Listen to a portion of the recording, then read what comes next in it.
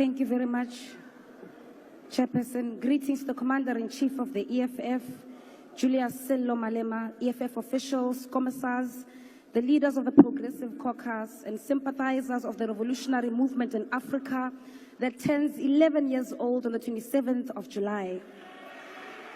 To be young is to be in a stage of becoming, of working towards your goals and aspirations to transition from being dependent to independent.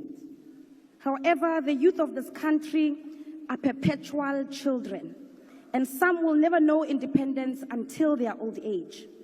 At the realization of how doomed we are under your leadership, Mr. President, thousands continue to give in to Nyaupe, and young women and girls amount to bottle girls for you and your friends at the peak of their vibrancy and zeal for life and prosperity.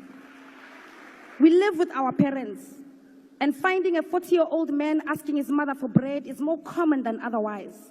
This phenomenon is known as the Ramaphosa economy.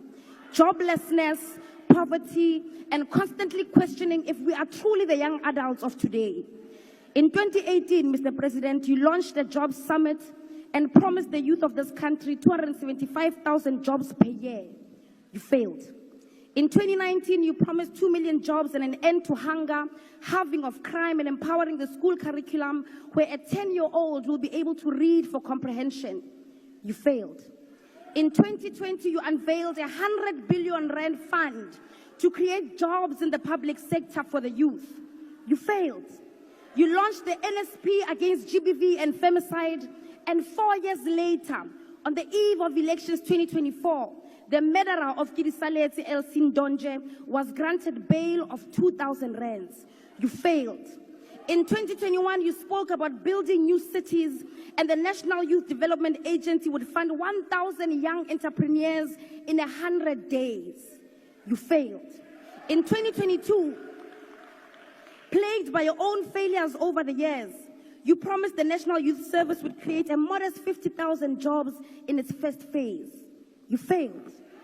In 2023, you came here and praised yourself for the Youth Employment Service that placed 100,000 youth in peace jobs that lasted nothing more than 12 months. Once again, you failed. Yesterday, you came to this house and promised 2 million jobs to the youth of South Africa. It is thus fair and deliberate to then say that this time next year, the result will once again be not achieved and failed. When you became president in 2018, youth unemployment was sitting at 43%. And nearly 7 years into your presidency, youth unemployment currently sits at 45% for individuals aged 15 to 34, and a whopping 59% for young people aged 15 to 24. Your presidency is characterized by many promises and many failures. It is now apparent that as the youth of today, we must ready ourselves psychologically like the youth of 1976 for the biggest fight against the establishment. The establishment has charged you, Mr. President, at the forefront as the weapon that is formed against us. The youth of today, like Nelson Mandela, who is now hailed as an icon of peace, must be ready to be called terrorists. We must be ready to be called criminals. We must be ready to be jailed for crimes we did not commit. We must be ready to be character assassinated like Idam Mntwana, Robert Sobukwe, Nkgopotse Tiro, Steve Biko, Winnie Mandela, and Julius Malema.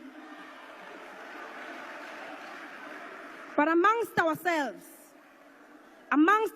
as the youth of this country, we know who the true criminals are. We know who stole our land from our grandmothers. We know who stole our mines. We know who stole COVID-19 funds that was meant to keep our people alive. We know who stole Tembisa Hospital money. We know who stole SAA, ISCO, Sasol, Telkom. We know who is now stealing Eskom, Transnet, PRASA, and even privatizing our water. All the while, you are creating an impression that these are natural disasters, despite the fact that they are orchestrated by the true criminals of the government of today, deployed by the Oppenheimers. We know who stole the money that is meant to eradicate pit toilets in the Eastern Cape. We know who stole NSFAS money.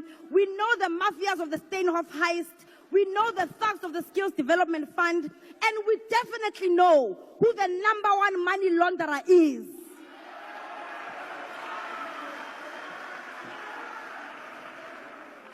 There is absolutely nothing that the establishment, masquerading as a government of national unity, can do to deter us, the youth of today, from seeking out our generational mission. The government of the ANC has not fooled all of us. It is under the ANC that we saw privatization of state-owned entities at a large scale, much higher than that of the apartheid government. A trail of privatization that is so aggressive that even our healthcare isn't spared through the NHI. The rise of the establishment and the collapse of the state takes shape under the government of the ANC. That is the legacy of the ANC today. The positive outcomes of all of this neoliberal facade of the government of the day is that we now rightly characterize the neoliberal agenda encompassing of all its participants who are part of the GNU coalition. We now know who the enemy of economic freedom is. Even if in the past they pretended to be a part of us and spoke like the forefathers of the emancipation movement. The battle lines have been drawn. It is the subject of the Oppenheimer, the GNU coalition versus the people of South Africa. The youth of this country will continue to chant economic freedom in our lifetime. We will continue to present bills in this house that call for expropriation of land without compensation. We will continue to call for nationalization of mines, banks, and other strategic sectors. We will push back against your corruption and hold the captains of the ruling class accountable. We will fight for the scrapping of student debt and continue to call for quality, free, and decolonized education in our lifetime.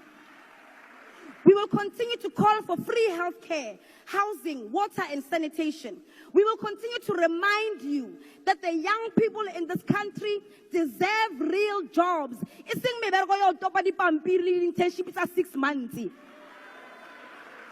We want industrial development, insourcing of security guards and cleaners, free pads, Mr. President, and all those rent manipulators to be arrested and to rot in jail. The people's power is rising in Africa, and we will not be left behind. Thank you, Honorable Member. I will now call upon the Minister.